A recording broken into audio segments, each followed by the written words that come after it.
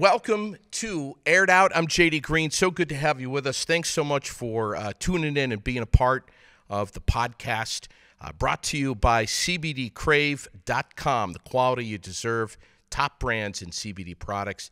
Peak Entertainment of Vermont and New Hampshire, Fontaine Forestry and Millworks of East Montpelier, Route 14, and CVTV, Public Access Television, channel number 192 and 194. It's where we are today, and I want to welcome you to Aired Out, a YouTube podcast that is filmed here in Barre, Vermont.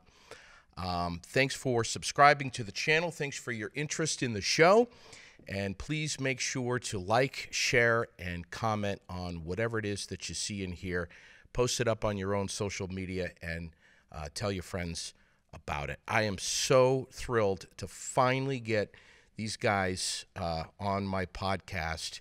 Took a little working of the schedule. We had to massage the schedules a little bit to make it all fall into place, but they're all here now. You may have seen an article in the Times-Argus just a few days ago, the profile Labor of Love for MMA Coach. We're talking about Lucas Jon, who is off to my right here. So cool to have you guys in here. We've got, well, you're all fighters. You're all fighters. But let's talk. Let's begin with you, Lucas, if we can. Great story in the Times-Argus about you. You basically have, the bottom line is you've started a gym for fighters right here in the Granite City, right here in central Vermont. And it's taken off, man. It's really, really doing well. So where do we begin with you? Let's go back to, where are you from? So first and foremost, thank you. I appreciate the exposure. Thank you, everybody, for tuning in. Obviously, he appreciates the exposure. Thanks for having us on. It's an absolute pleasure. Where am I from? Well, I'm from St. Johnsbury originally. I went to Linden Institute for high school. Vermont, born and raised. I did go to Wyoming Tech for college, tech school, if you will. But other than that, Vermont, born and raised. I did have a house down in southern New Hampshire for a few years when I got back from college. I did that whole business thing away from home, spread your wings type of thing, and then realized that don't let the ninja stuff fool you. I'm a mama's boy through and through. I love my mama very much. So I decided that traveling back and forth to see her just wasn't practical any longer. So I either had to disown my folks. I mean, I love my parents. I really do. I say my mom, but I love my parents. I love my family. So that's where I'm at. So I just had to be closer. Being that far away wasn't practical. So you've been a fighter for a long time. Take us back. Where did it all start for you? I am not a fighter. I'll correct you there. I'm a martial artist. I don't train to fight. I train because I enjoy the sport. I love the sport. I love teaching. I'm not a fighter. I have a lot to learn today, Rex. In my opinion, a fighter is somebody who does fight camps, trains just specifically to fight. I train because I enjoy the lifestyle. I enjoy the person that I've turned out to be because of martial arts. I am not a fighter by any means. Wow. But not to correct you, because you're always right. You're right. Yeah, of course. So if you're not a fighter, so if you and I were to go at it, then there's a possibility that I could win if you're not a fighter. Of course. You always have a puncher's chance, man. You never know. You never know. That, Rex? There's hope. You just never know. That's the cool thing about the fight biz. That's one of the things people always ask me because of who I am. Hey, who's going to win this fight? And I always tell them, I don't predict fights. The first time you do is the first time you're wrong. Yeah. You just never know. My guys know my saying, stay humble, stay hungry. I've said it to this guy right here. It's Jon Lucey's the champ. Yeah. I tell the champ that all the time. Because once you become the champ, it's hard to stay humble. I have so many more questions for you to learn more about this art. And there was a tremendously successful fight that was up at the Barre Auditorium a few weeks ago. It was the first one that I had ever been to. Rex kept telling me how much I was going to love it. Sherilyn kept telling me how much I was going to love it. And within seconds, man, I was just hooked. You get hooked. Oh, man, it was fantastic. I couldn't believe how many families were there, too. I mean, it's there's a camaraderie that you don't necessarily find everywhere. In a gym setting, you become a family. I mean, the people in my gym, without exception, I think of them like family. 3/4 of the people that hang out at my gym hang out at my house. Sure. They interact with my daughter. They interact with my sons. They interact with my fiance. They you guys eat together. You train together. Your family. Yeah. You know. Yeah. Your family. So you trained under a gentleman who Rex was just telling me about a little while. Tell us about who that is. So I have 2 primary head coaches, if you will, out of UFAI, which is United Fighting Arts Institute out of South Burlington, Vermont. We are, and obviously we're affiliated with them. They're a great school. So my kickboxing Muay Thai coach, Chris Ballard, who is also my Aiki Jiu-Jitsu coach, he has probably been one of the single biggest influences on my life ever. He's one of the most gnarly dudes I know when it comes to like knowing the arts and stuff. Like I have so much respect for that guy. I can't even, it would take me 6 podcasts to begin to bring any light on what that guy's done for me. Like he's a superstar. And where is he? He's still up there. He's at a UFAI. He doesn't necessarily teach as much as he used to. He's kind of took a step back. A lot of his students are now teaching. I know his wife is now running the gym. He's had a tough time. He was in the military for a long time. It was hard on his body. He's been doing arts for a long, long time.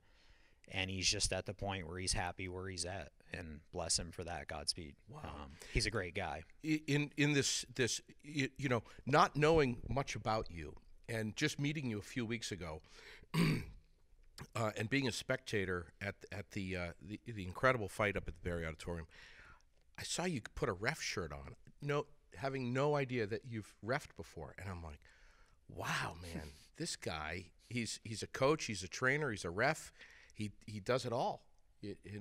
So, and, you know, I have to say, and before I forget, I know I'm going to forget this if I don't, during this event, which was, everyone was so charged up, so amped up, I said to you, I pulled you aside and I'm like, how you doing, man? And you said, I can't remember your exact words, but you were very, very worked up. And you said to me, you were very anxious and excited. You had tons of adrenaline. You said, if I were fighting tonight, I would be much calmer. And I thought that was so interesting. Why? Because when you fight, it's not a fight in terms of, I'm going to beat this guy up and I don't, he's going to take my wallet and my wife. It's not like that. It is a competition of skill sets. I'm going to bring my skill set. You bring your skill set. We agreed upon a set of rules. Yes, some basic parameters. And we're going to see who's better equipped with the tools that our coaches, our lives, our experiences, our heart, our determination, our cardio can bring us into this. Yeah. And we're going to see who the better man on tonight is. Yeah. And so for that, it's almost like a release. You put in all this time and energy to get to that point. So once the music comes on and you're in that cage or ring or whatever it is, that's your haven, man. You worked really hard to get to that point. This is where you display your art as a coach. And you've been there many times. I've been there many times. I got to walk out with this guy. Yeah, of course. And I can't do anything except yell outside the ring. Sure. And I've got a lot of time and emotion invested in these guys. I mean, I love this kid. If this kid loses, he's going to cry in front of everybody. I'm going to go home and cry, and nobody's going to see it. Sure. You know what I mean? Because that's my job as the coach, is to not show that emotion. But please believe there's emotion as a coach. When I go out there, I'm nervous as hell. Can I say hell? Yes, you can. You can say hell. You can say hell. I am nervous as hell.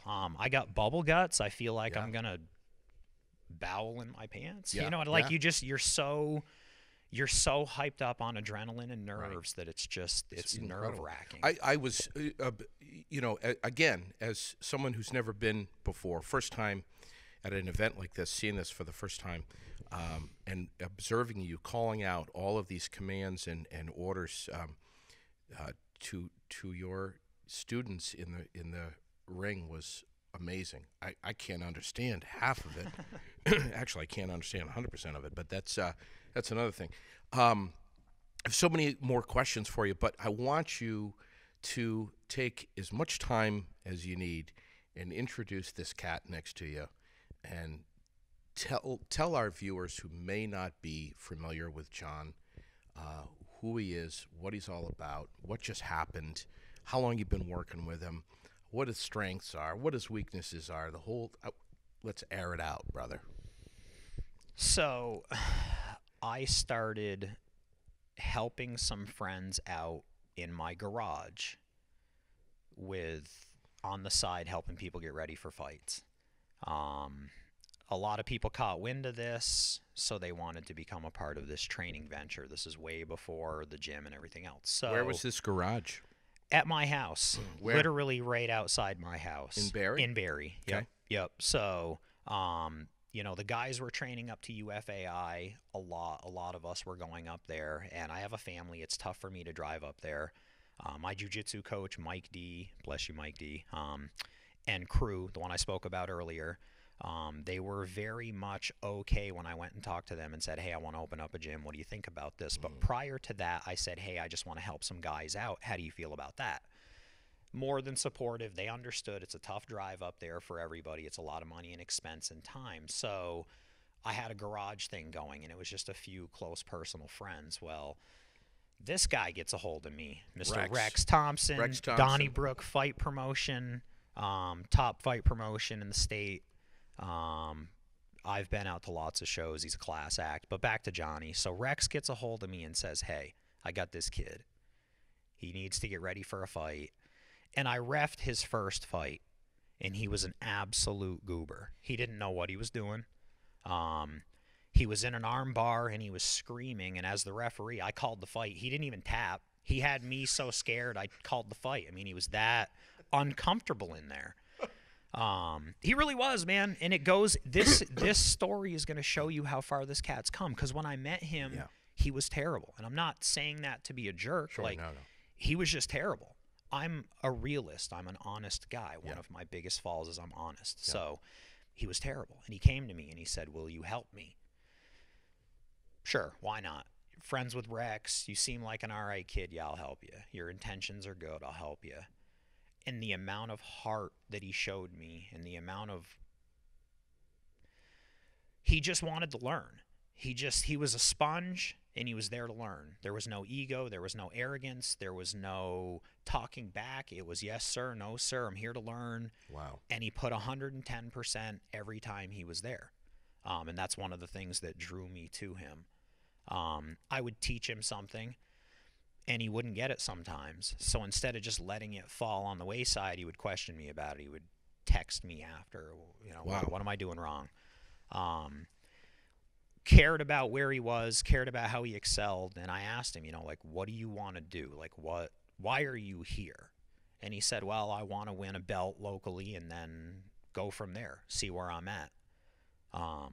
So we had that understanding. Okay, the first eye in the pie in the sky, prize is local belt. So here we are. So what happened a few weeks ago? So a few weeks ago, Johnny went in there with a guy who's been in the fight biz a lot longer than him. Now, I didn't know a lot about this guy, and I'm one of those coaches that likes to do a lot of research, and this guy was hard to find stuff on. The only thing I knew about him was he was a way better striker than Johnny, and he was a bigger framed guy. What's his name? Where's he from? So he is Cody Allen is his name. He is from New York. I have a lot of respect for him. I like the way he conducted himself before the fight. He was very respectful. You get a lot of these keyboard warrior, telephone tough guys. They just, you know who you are too. Pop in. You're welcome anytime still. Don't pop into the gym.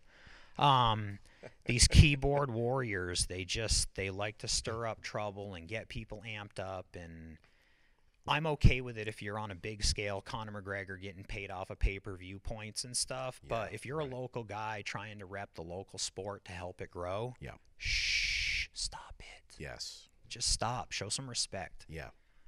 If you don't know respect, pop in and sign a waiver. We're there. You know when our classes are. Don't kid yourself. You know where we're at. You've been there before. Yep. Remember what happened last time? Right above House of Tang. Right above Just House saying, of Tang. those are the type of guys that really get under my skin, and this guy was not like that. He was genuine. He was respectful. He conducted himself well. Yeah, he came in, weighed on point, and he had a hell of a fight, man. Yeah, he tagged my boy. Too. Yeah, he exactly. He was a class act. And Cody, I thank you for that, man. You're a great dude. I can't say enough good things about them.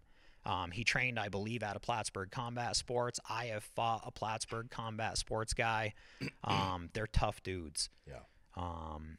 They're tough guys. That's it. So a lot of respect for the guy.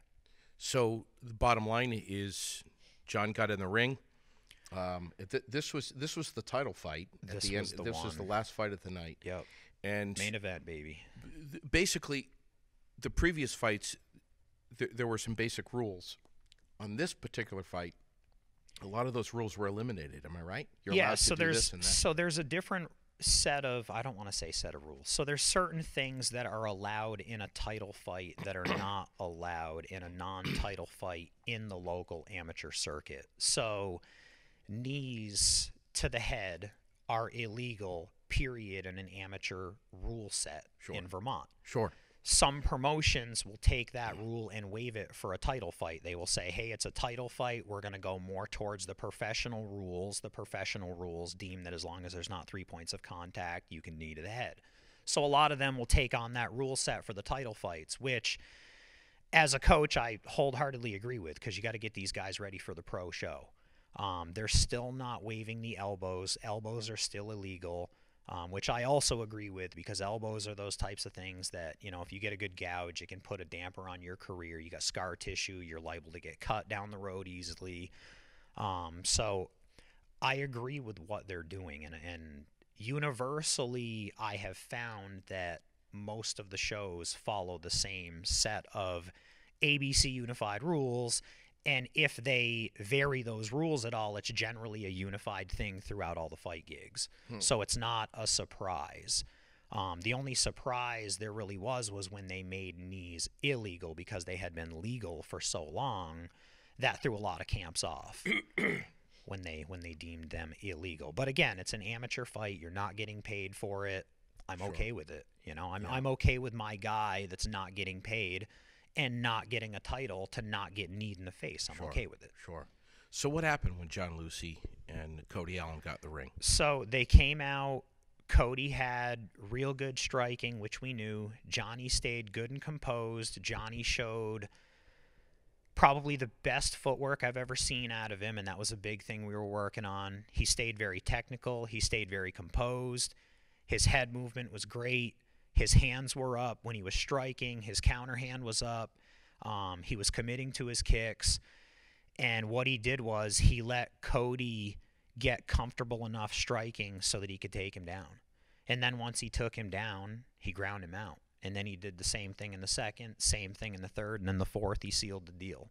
How did he seal the deal? So they were on the ground, and Johnny was effectively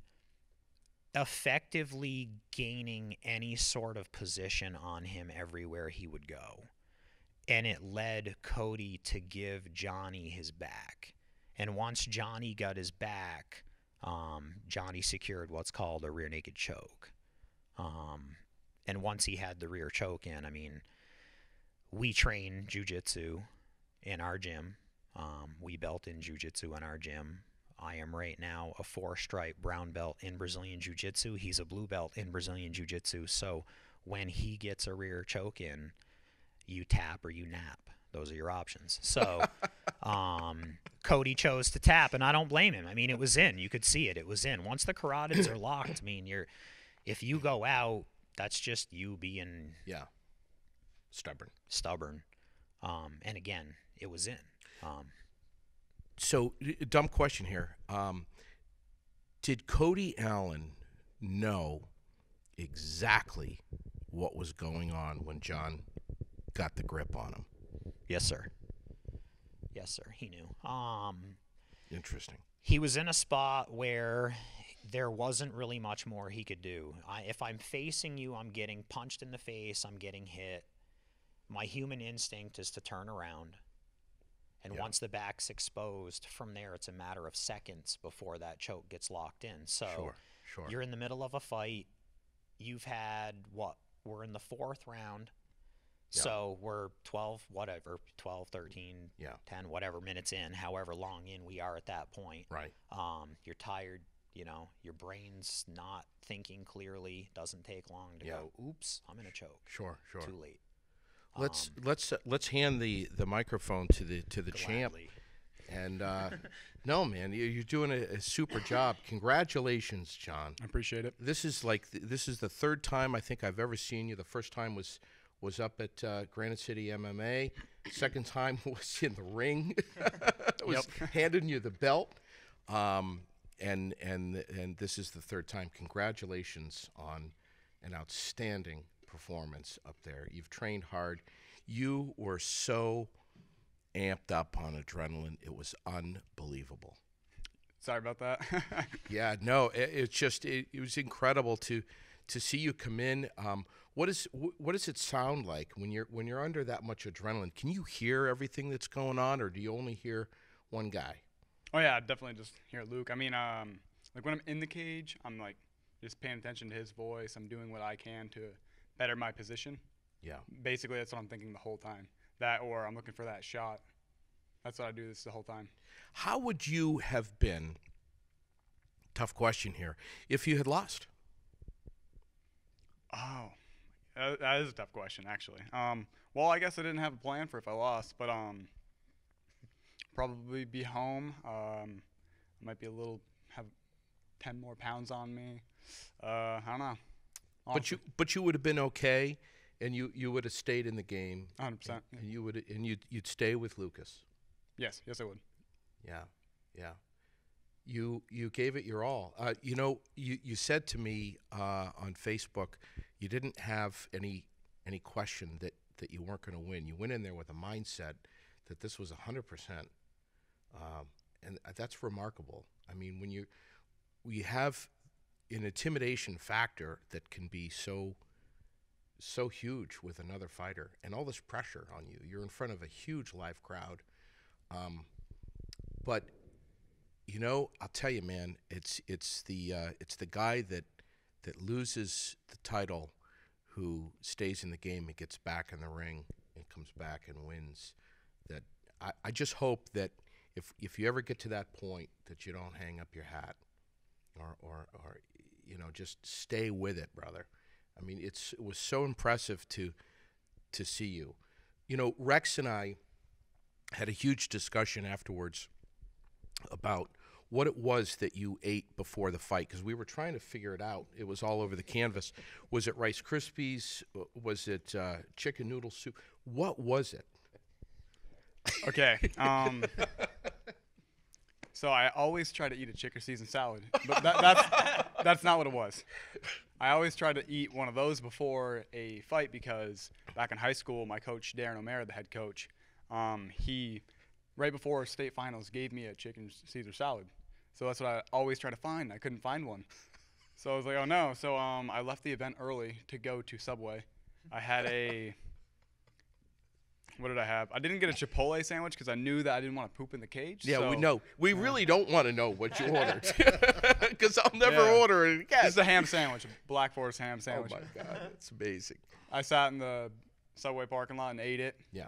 Listened to something, and then I went back. So do you go into more or less a kind of a mental trance of, do you meditate before a fight? Are you talking to people, or do you want to be left alone right up until showtime? What do you do to prepare mentally for a fight in the hours leading up to it, and even the minutes leading up to it? Well, I try to get by myself, and I try to just, think to myself, listen to some music. Sometimes I don't have a choice. Sometimes my teammates are in my face, or let's go, Lucey, like Pete Haskins. for example. Love that guy. So, oh yeah. I don't have much of a choice sometimes, but I mean, you walking around screaming and punching lockers? I just pace back and forth. I listen to music. Okay. I tell myself, you know, I got this. He has nothing on me. Yeah. Like, there's a reason, like, people call me the champ, or, like, you know, there's a reason I'm here. Yeah. Just got to, like, self-belief, you know, believe in yourself, believe why you got here. Yeah. Like, I try to, like, you know, if you train hard, you don't have to worry about that. You don't have to have that doubt. What's this whole fight camp all about? Reading the article in the Times Argus, basically, it's almost kind of like boot camp, I guess. Am I right? It's the intense workout before a fight. No. Wait a minute. Neither one of these guys been to boot camp, and I'll tell you. Well, give Rex that microphone. Just real quick, there's nothing like boot camp. That fight camp's way harder than boot camp. Wow, talk to me, man. Tell us. I've never had to go through the fight camp. I just sit on the sidelines and watch these fools do this. Yeah. And like I said, I've been through boot camp, and it's not. Fight camp is totally different from. Harder. There's good shape and there's fight shape. That's right. When you watch a guy drop from 215 pounds to 155 and he hates everybody the final week going in there because he's not eating, you know, they're just angry people at that point. Yeah, right. Wow. And the only way they get that anger out is by punching each other in the face. Right. So I want to talk about Donny Brooke Fight Promotions just for a second. This is you and your. This is you. And we're gonna. I want to find out exactly what's in fight camp in a second. But Donny Brooke Fight Promotions, this just came out of the blue, Rex. You and your family, you guys got together and you said, we're going to do this. Yes and no. No, we've been around. What happened was I went to one of these fights, these live fights. Lucas and Big White were the refs. Kathy Fitzgerald had XCP. I sponsored one of the fights, but once I went and saw one of those fights live, I was like, holy crap. Got to do this. Oh, well, it wasn't even, I knew I was hooked to go watch. I used to watch it on TV, and I always followed the UFC and stuff like that, but at that point, I had never been to a live show to watch these guys, and I was like, someone had talked me into it, and it was, you know, how exciting could an amateur fight really be after watching the UFC on TV? Oh, my God. Yeah, well, right. What a difference, because these guys, you know, this isn't $1 million paychecks to the winner. These are two guys that go in there and they just beat the crap out of each other. Yep. So, to me, they were a lot better fights. They were live, and I was hooked. At that point, I was absolutely hooked.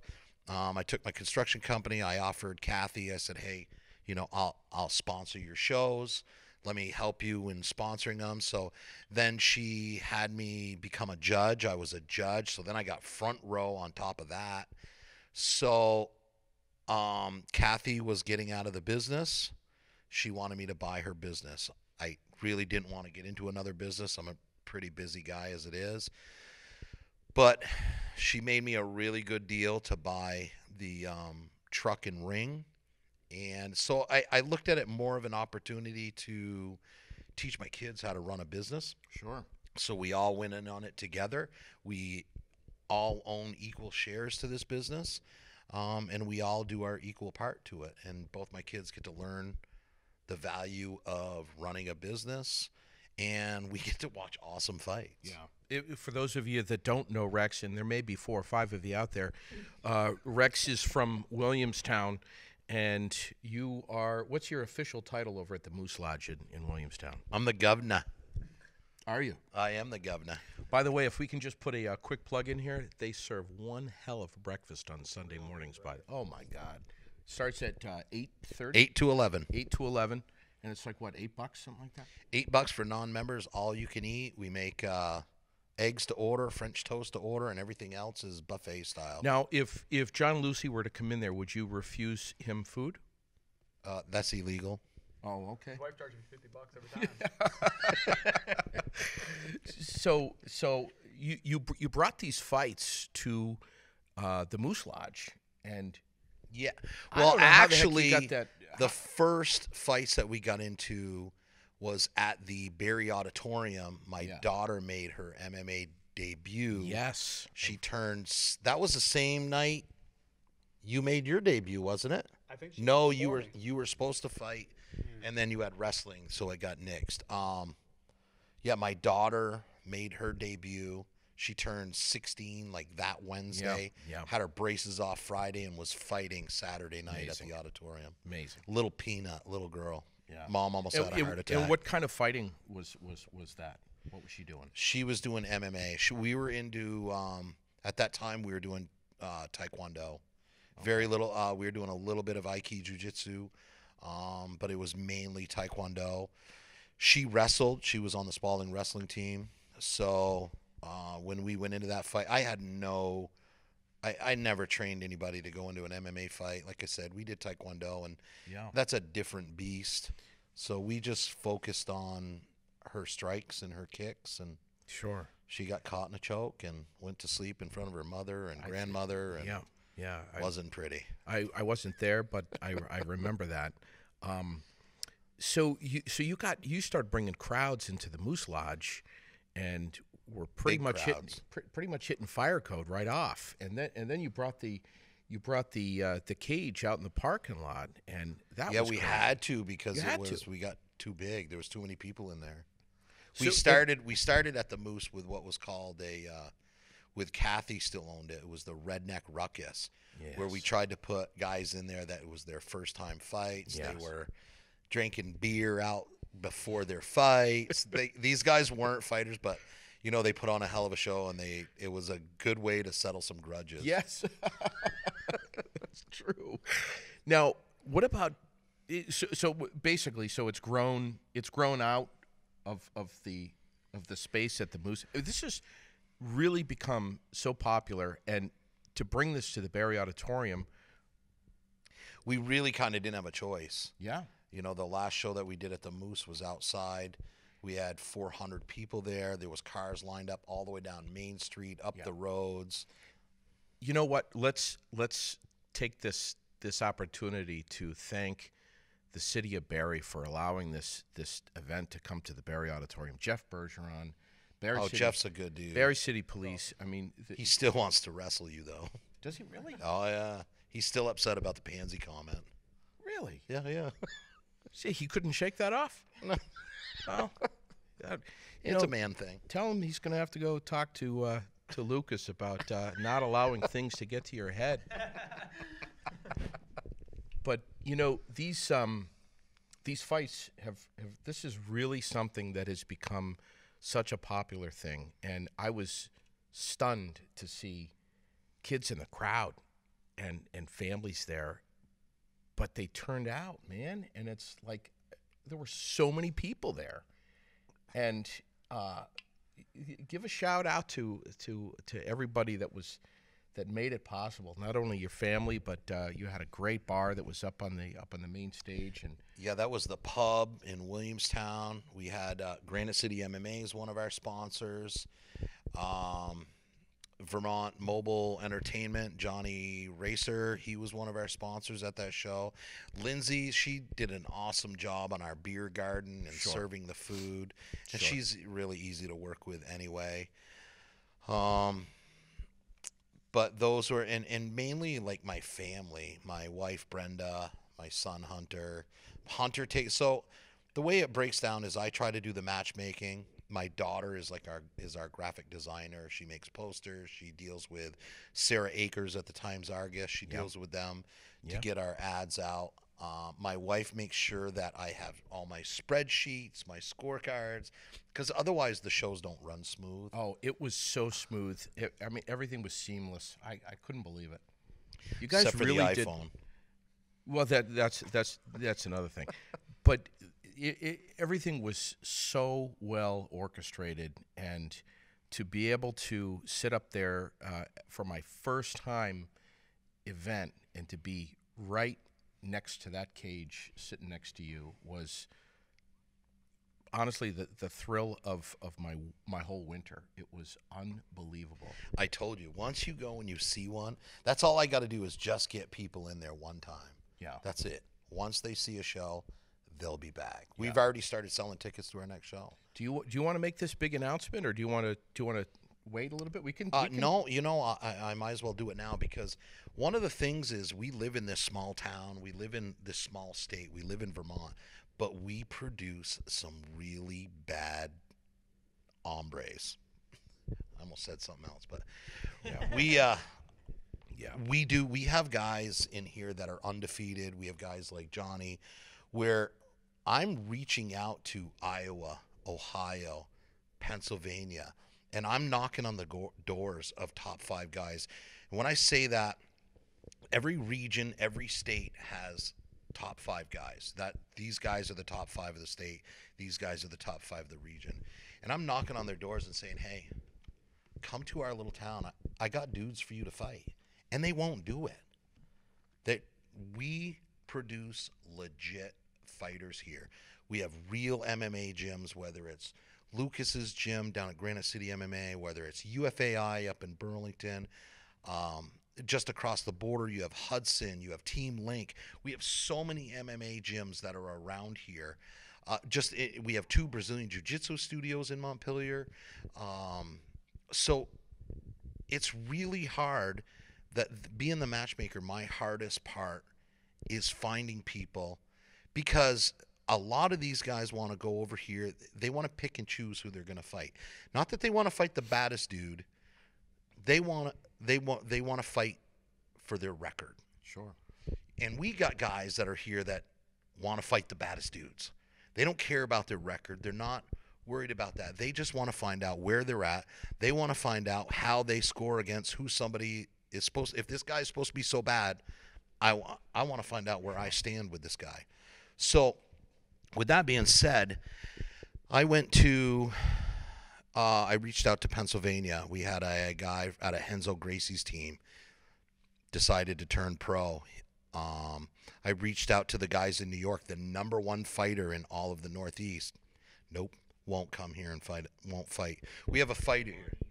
We offered travel expense, hotel, everything, and that was to fight Steve Rich, who lives here you know who Steve is. I do know who Steve is. Okay, so I've been offering these people crazy things to come out here and fight him, and the only guys that will do it are guys that are looking to travel for free. They're like, okay, I'm 0-1. I'd like to fight that dude. Yeah. No. Yeah, right. You know what I mean? Right. But here's a guy that is 7-0 in his last 7 fights. I'd rather not take that chance fighting somebody like that. Sure.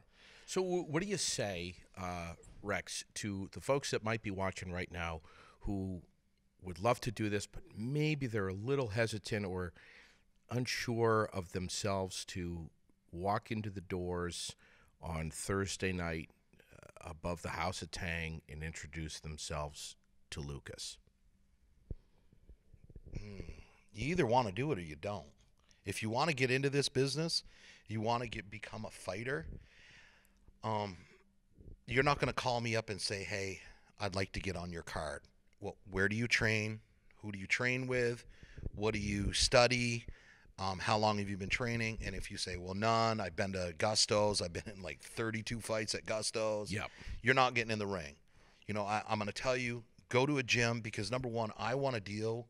I'm on the promoter side. These guys are on the fight side. Sure. So my job, I want to deal with people who are easy to deal with. I want to deal with his coach. I don't want to call this kid up every week and be like, hey, how's your weight doing? Yeah. That's his job. Right, of course. I don't need that job. I have enough jobs. I'm going to ask Lucas about fight camp in just a little bit. But before I do, I'm also going to ask him about, and you got to hear this, about the Stephen Rich fight. But first, I just want to say to you, first of all, Donnybrook Fight Promotions, thank you for bringing that to Central Vermont. It's fantastic. Pete Haskins. Now see why? Pete the Hammer. Now, why are you giggling already? Because we love so Pete. Lucas. Because we love Pete Haskins. So this guy, who I knew nothing about, you whispered into my ear, dude, we got a roofer and a concrete guy going in right now. And I was like, concrete guy's going to win. Hands down. What? You don't know roofers. What were these two guys? And you know, and I saw Pete Haskins, and you know, he doesn't have the same body as Stephen Rich or Jon Lucey. No, but he's got a hell of a right hand. Wow, I guess so. My God, and you talk about a hometown favorite, man. The crowd went freaking nuts over him. It was crazy.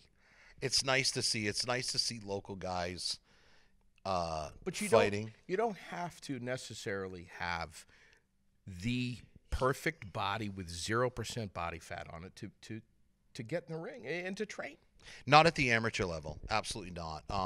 You know, most of us have jobs. We have other things. We don't have time to, you know, we don't get paid millions of dollars like Conor McGregor to spend 24/7 at the gym and have a perfect physique. So that's where the amateur level comes in. You can take guys and you can go a couple nights a week and train and walk around at the weight you walk around at versus having to suck weight. Pete Haskins' opponent, before Pete stepped into the ring, the look on his face, the pacing, the adrenaline. I mean, Ben's a tough dude. I thought that Ben was just going to kill Pete. Well, and that's where experience comes in because Pete's had a lot of fights. Ben, that was only his second fight, I believe. Wow. So hand the mic over to Lucas. I want to ask you, what is this whole fight camp all about? What break it down for me. What is it? What does it mean? So fight camp. So whenever we have a guy, let's say Johnny's got a fight. Let's say he was fighting in April. Depending on how high level of a fight it is, you'll determine how many weeks out your fight camp's going to be. So let's say it's a top-notch title fight. You know, we expect it to be, you know, they're very evenly matched. It's going to be a great fight. We'll go like 6 to 8 weeks out, and you take your regular training and you focus everything on the fight. So, for example, my schedule at Granite City MMA, we're Monday through Thursday. Every night we have classes. Monday night, for example, Brazilian Jiu-Jitsu and Muay Thai kickboxing. On a regular night, a non-fight camp night, we'll go in and we'll do some random combos that I will pick from depending on who's in there. And we'll do 4, maybe 5-minute rounds, and then we'll switch it up. Fight camp, the combos that we do are drilled towards the fight that you have coming up. We've studied your opponent. We know the mistakes that your opponent makes. We know the tendencies that your opponent has. So your opponent has a habit of when he throws an overhand right, he steps this way. So we're going to drill the hook off of that side every time he looks like he's going to shoot in. So in the combo, I'll have the opponent fake an overhand. We'll throw this combo so that we are getting ready for that live event. So that when that opponent does that, my guy doesn't have to think about it. It is just something that is pre-programmed in. We've done it every day for the past 8 weeks, and it's just it's a habit now. Yeah. The less you have to think in there, the better you do. There's no time. And that's why repetitiveness. I have my guys do a bunch of flow drills in the jiu-jitsu class. Every single jiu-jitsu class, they open up by doing flow drills. Yeah. It's repetitive. They get sick of it.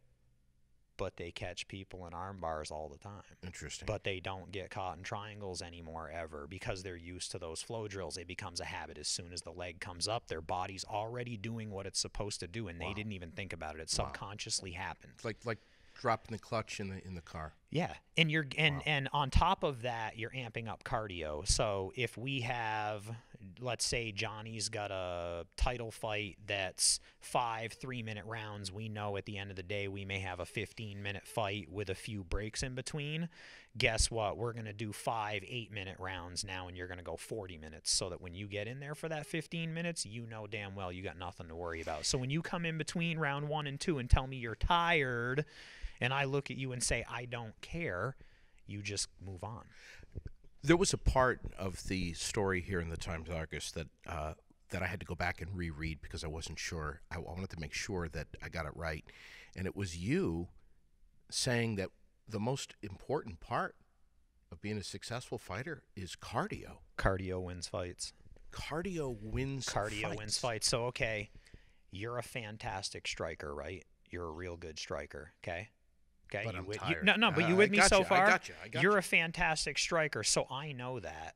You think that because I'm a terrible striker, you're just going to be able to knock me out quick. So what I'm going to do is I'm going to spend 6 to 8 weeks learning how to get out of the way and how to become a defensive striker. Unreal. So that the first 2 minutes of the fight, while you're unloading bombs, the shots aren't really landing flush on anything except maybe the back of my hand, maybe my shoulder. I'm rolling punches off so that by the time you realize You're you're dancing, though. tired. You're dancing a lot. You're tired. Now that you're tired, I'm going to go ahead and take you down.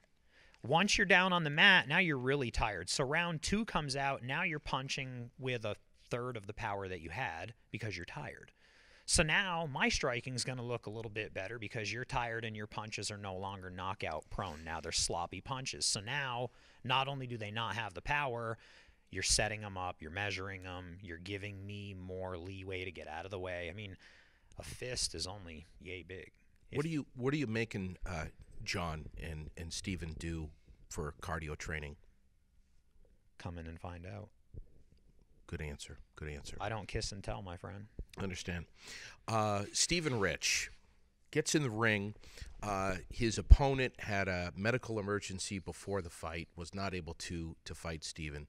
Stephen went into the ring at, I think, memory here, 155? Stephen weighed in at 155 the night before the event.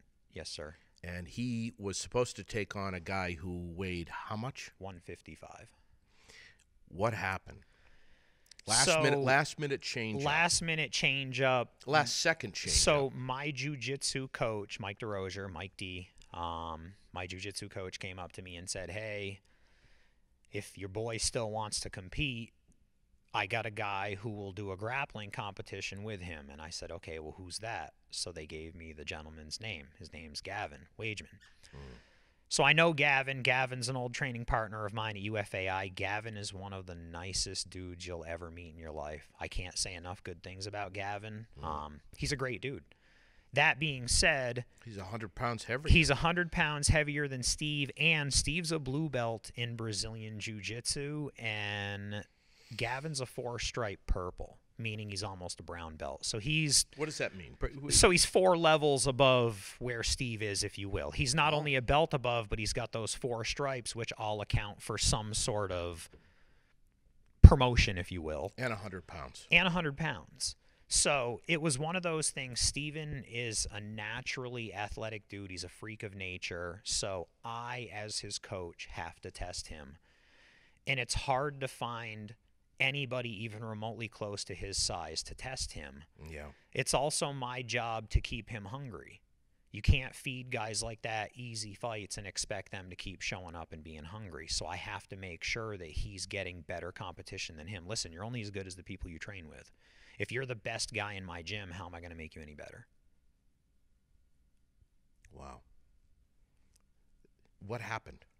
9 minutes. So almost 10 minutes into the for fight. the first 9 minutes, Steve pretty much controlled the momentum, controlled the pace. Went for, he had a real close head and arm to the point where Gavin had to defend it. Did a great job defending it, obviously.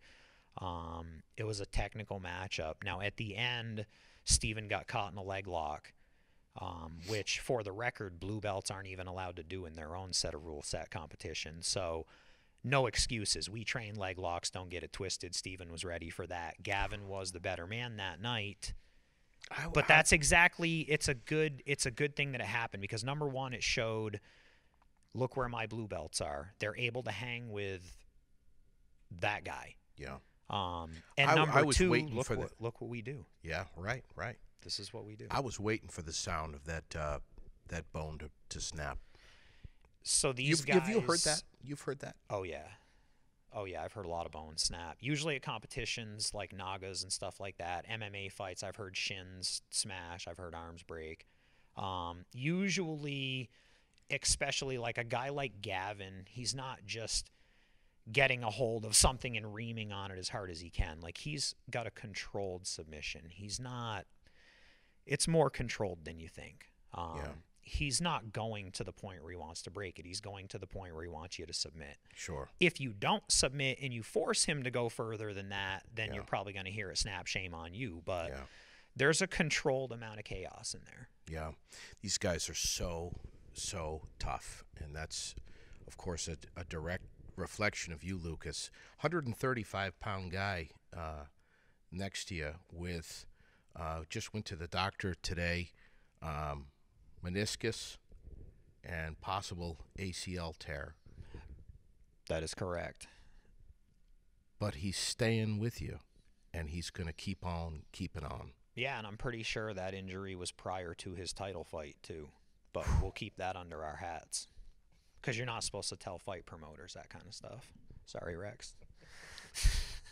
But Rex we not knew know about it. that? We knew about it. We didn't know the severity.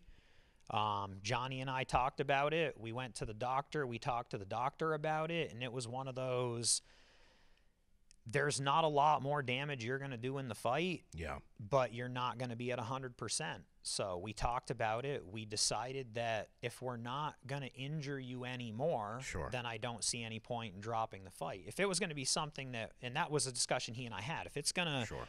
if it's going to injure you further, then no, that's foolish. But if it's not going to do any more damage than is done right now, and you're confident, I'm confident in you, Yeah. let's do it.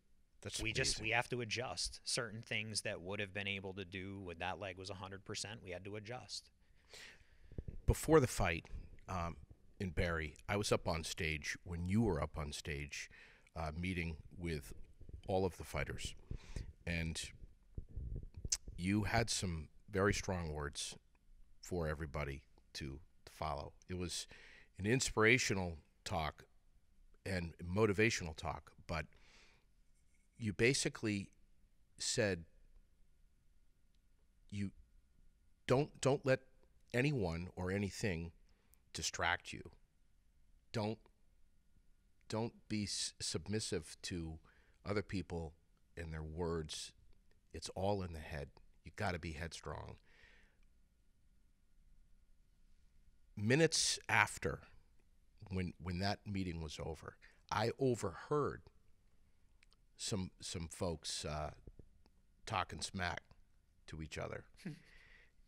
And I said to myself, I just hope that the recipient of those words really, truly knows the art of heeding to your advice. And that if you can really hone in and practice, and that's what it takes practice of being able to let stuff roll off your shoulders. That seems like that's one of the key ingredients to being a champion fighter. A lot of guys, shouldn't say a lot of guys, there are those guys that we all know and despise that will try everything in their power to get under your skin before a fight because they want you to throw big bombs so that they can counter they want you to fight out of your element because they want you to be pissed.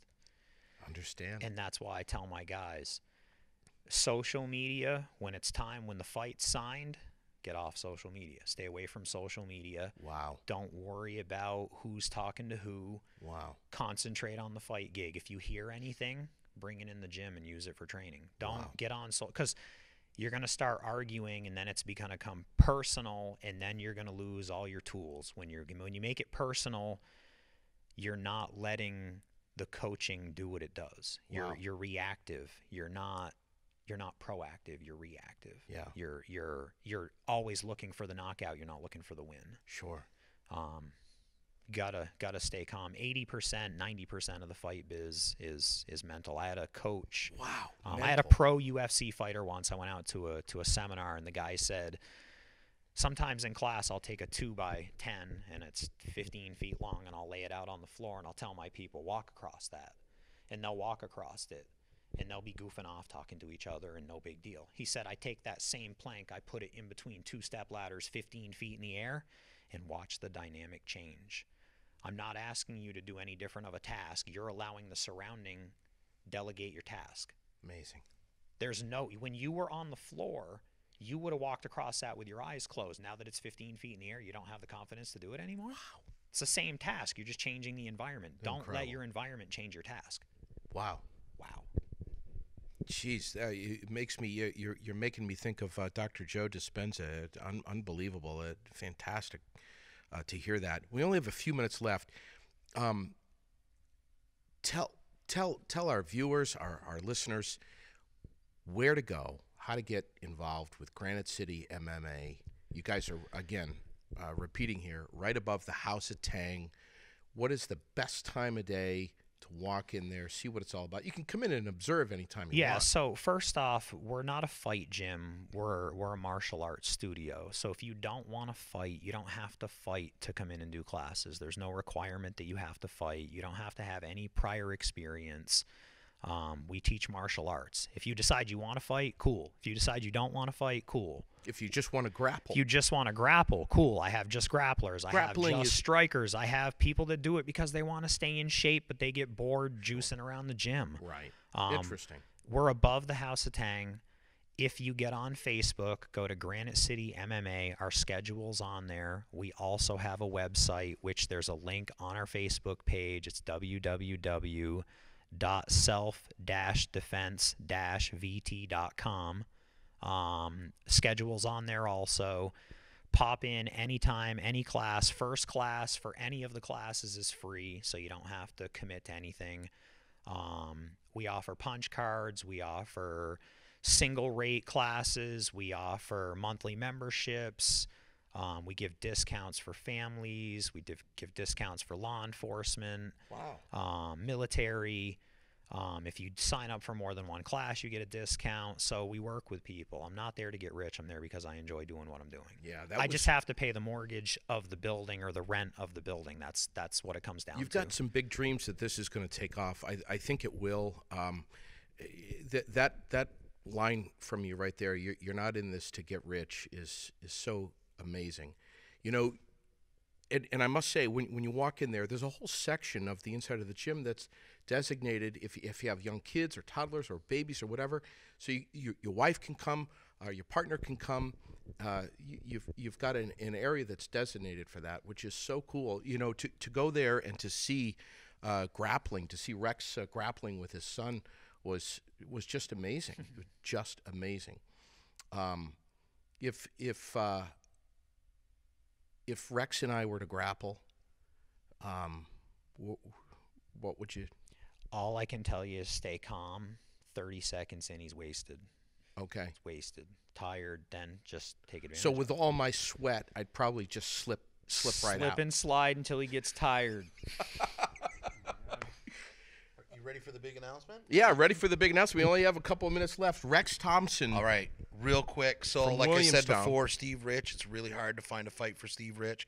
So we are going to match him against Chris Rooney. Chris Rooney was the #1 guy in the Northeast until he met Steve Rich. The only loss that Chris Rooney, I think, has is against Steve Rich. Whoa. Chris was in a way different place back then. He had some personal issues going on.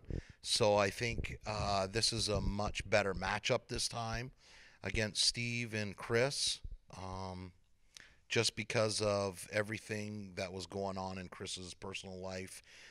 He was heading down a wrong path, but he's back. He's training twice as hard, and he's just a phenomenal athlete, just like Steve. So these guys, you get the two former #1 guys that are going to battle each other for the main event April 20th at the Barre Auditorium. Wow. Can't wait for that. Guys, thank you so much for coming in here. I appreciate it. Granite City MMA, Donny Brooke Fight Promotions, Jon Lucey, Lucas John, Rex Thompson, Jon Lucey, names that you're definitely going to hear a lot more of. We appreciate it so much, boys. Thanks for coming in here. Thanks for having us. And good luck. Good luck with everything, man. We wish you well. Our podcast brought to you by CBDCrave.com, Peak Entertainment of Vermont and New Hampshire, Fontaine Forestry and Millworks of East Montpelier, and, of course, where we are, CVTV, Public Access Television. Make sure to comment, to like, to subscribe. and to, most importantly, share this podcast. It's called Aired Out, and it is a great pleasure to bring it to you. I'm JD Green. That's it for now. We'll catch you next time. Thanks for tuning in.